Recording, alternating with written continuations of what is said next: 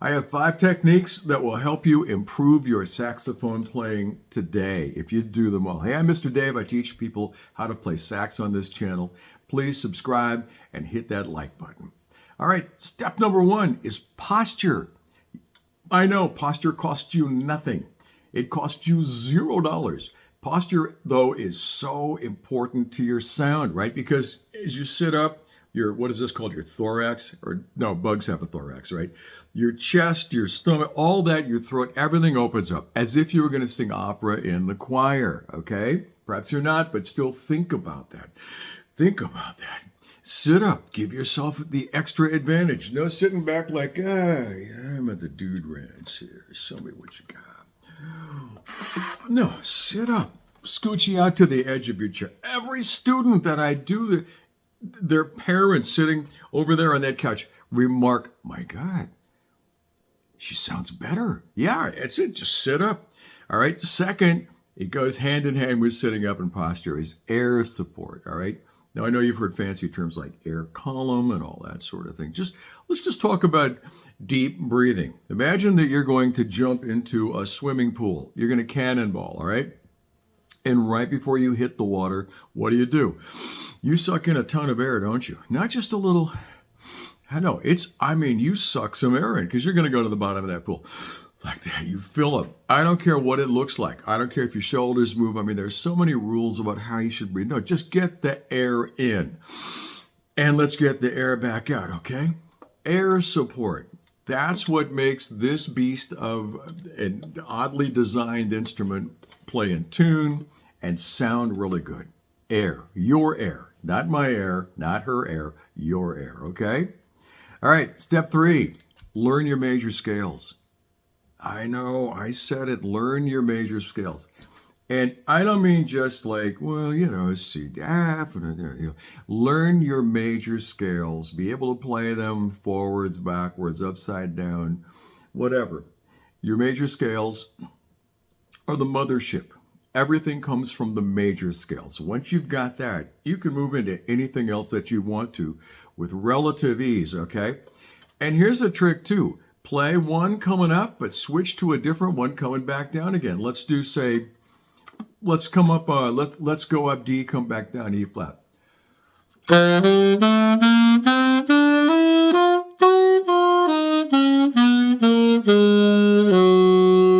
Get it? Let's go up E and come down F.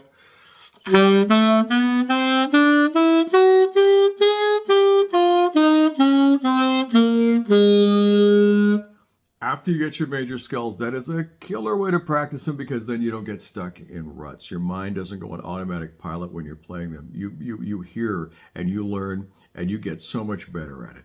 I didn't come up with that, by the way. That's not mine. I got that from Jacklie McLean's book.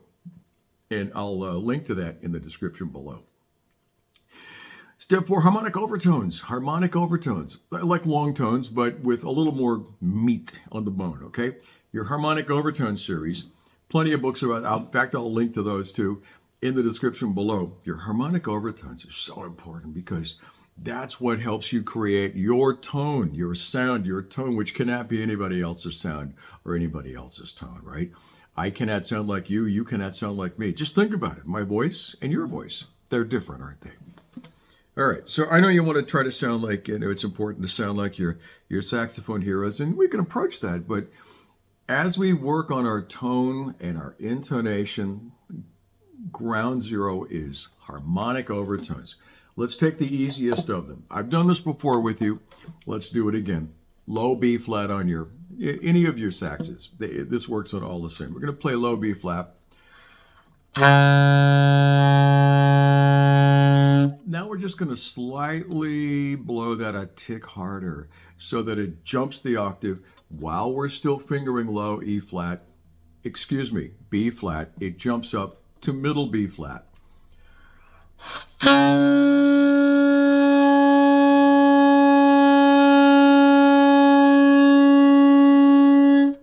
The octave is the first harmonic overtone, and I'm not going to go into this theory of what harmonic overtones are, how they work, why they work, and how they make notes.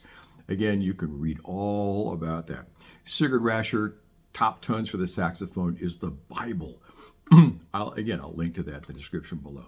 The next harmonic overtone, we're still fingering low B flat. We're not changing anything, and we're not using the octave key. No cheating. Next one is F. Yeah, you can finger low B flat and play an F. You blow a little bit harder.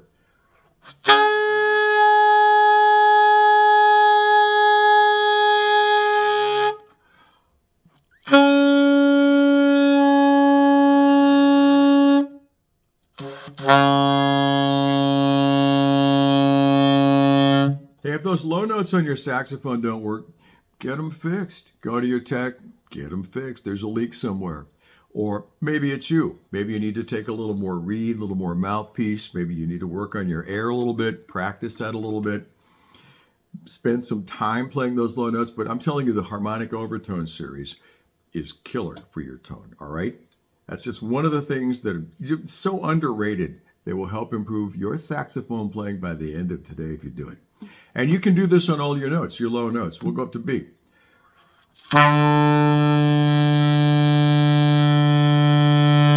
Same technique, overblow slightly.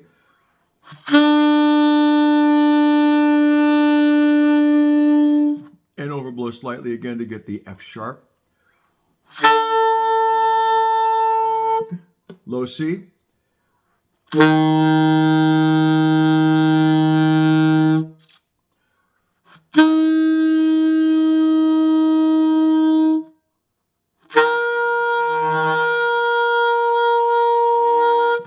And this teaches you so much about your embouchure, your air support, all of that trumps fingering.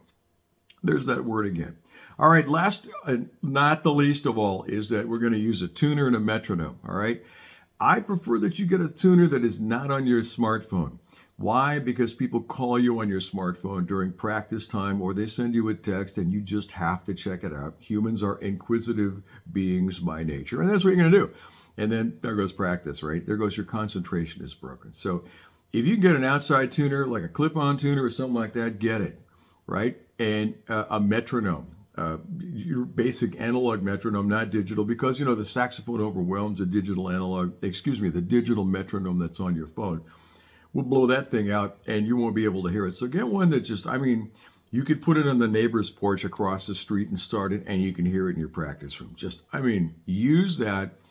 While we're doing item number 3, your scales, all right?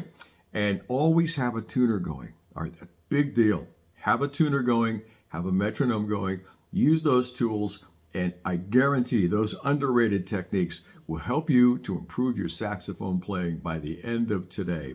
And they will cost you almost nothing. If you already, in fact, most people I know already have a tuner and a metronome that are gathering dust. Break them out, use them. If you only have the digital applications, use those. Use what you got, okay?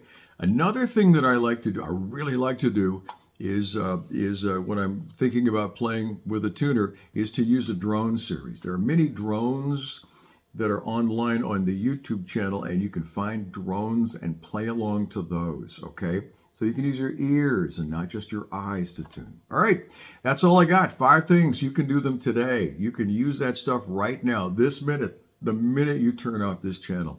All right, thanks so much for being here. Play your saxophone, have some fun, be good to each other, and I'll see you here again with more of the same.